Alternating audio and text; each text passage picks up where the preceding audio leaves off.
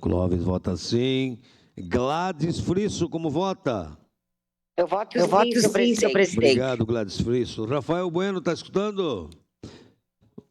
Não voltou. Marisol Santos, como vota? Vota sim. Encerrado o registro dos votos, encerrada a votação.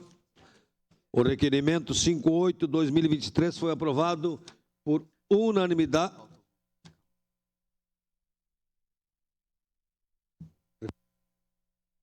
Voto sim, senhor presidente. Vota sim, então Schalco vota sim. Agora sim, encerrado. Schalco, vota sim. Consertar aí. Aguardando.